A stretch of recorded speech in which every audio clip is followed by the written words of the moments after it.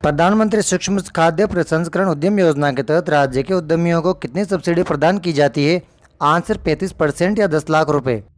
प्रधानमंत्री सूक्ष्म खाद्य प्रसंस्करण उद्यम योजना के तहत व्यक्तिगत सूक्ष्म खाद्य प्रसंस्करण इकाइयों को पात्र परियोजना लागत का 35% ऋण संबद्ध पूंजी सब्सिडी के रूप में मिलता है, जिसकी अधिकतम सीमा 10 लाख रुपए प्रति इकाई है। इस सब्सिडी का लाभ उठाने के लिए लाभार्थी को परियोजना लागत का न्यूनतम 10% योगदान करना होगा। राजस्थान में प्रधानमंत्री सूक्ष्म खाद्य प्रसंस्करण उद्यम योजना का उद्देश्य सूक्ष्म खाद्य प्रसंस्करण उद्यमों को औपचारिक बनाना, आधुनिक बनाना और बढ़ावा देना है, जिसके लिए क्रेडिट लिंक्ड कैपिटल सब्सिडी प्रदान की जाती है।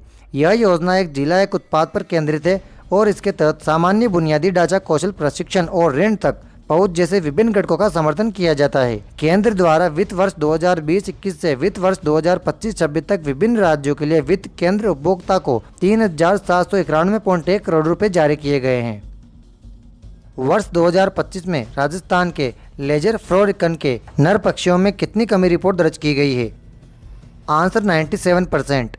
राजस्थान में 2025 के वर्षा के मौसम में अजमेर, केकड़ी और शाहपुरा के प्रजनन स्थलों पर लेसर फ्लोरिकन के केवल एक नरपक्षी की रिपोर्ट की गई है, जबकि वर्ष 2020 में 39 नरपक्षियों की रिपोर्ट की गई थी, जो इस प्रजाति की संख्या में भारी गिरावट को दर्शाता है। लेसर फ्लोरिकन, जो कभी राजस्थान के वर्षा आधारित घास भूमि क्षेत्रों में सामान्य रूप से पाया जाता था, अब गंभीर संरक्षण संकट का सामना कर रहा है। लेसर फ्लोरिकन की संख्या में 97% की भारी गिरावट आई है। लेसर फ्लोरिकन, जिसे लिक या खरमोर के नाम से भी जाना जाता है, बस्टर्ड परिवार में सबसे छोटा और साइफियोटाइड्स वंश का एकमात्र सदस्य है। यह भारतीय उपमहाद्वीप का स्थानिक है, जहां यह ऊंचे घास के मैदानों में पाया जाता है और मानसून के मौसम में नर द्वारा की जाने वाली छलांग लगाने वाले प्रजनन प्रदर्शनों के लिए जाना जाता है।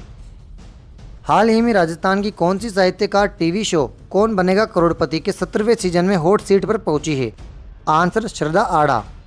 राजस्थान के साहित्यकार श्रद्धा आड़ा टीवी शो कौन बनेगा करोड़पति के 17वें सीजन में हॉट सीट पर पहुंची। श्रद्धा पिछले 2 वर्षों से लगातार इसमें शामिल होने का प्रयास कर रही थी।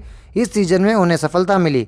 शो में उन्होंने अपने राजस्थानी पृष्ठभूमि पर आधारित उपन्यास एक थी शेल बाईसा की प्रति अमिताभ बच्चन को भेंट की और राजस्थानी में कुछ काव्य पंक्तियां भी सुनाई। श्रद्धा जी ने सेल्फ स्टडी के बल पर स्कूल से लेखक महाविद्यालय तक की शिक्षा पूरी करने वाली श्रद्धा आड़ा कविता, कहानी और रिपोर्टाज लिखी है। उनका एक कविता संग्रह अभी सफर में हूँ और उपन्यास एक थी शेल बाईसा प्रकाशित हो चुकी है। राजस्थान साहित्य अकादमी की स्थापना 23 जनवरी 1958 को उदयपुर में एक शासकीय इकाई के रूप में की गई थी, जिसे 8 नवंबर 1962 में स्वायत्तता प्रदान की गई। राजस्थान के किस जिले ने 26 फरवरी 2025 को आयोजित महाभिषेक कार्यक्रम में इतिहास रचते हुए वर्ल्ड रिकॉर्ड में अपना नाम दर्ज कराया है? आंसर जयपुर। जयपुर में 26 फरवरी 2025 को आयोजित महाभिषेक कार्यक्रम ने इतिहास रचते हुए वर्ल्ड रिकॉर्ड में अपना नाम दर्ज कराया।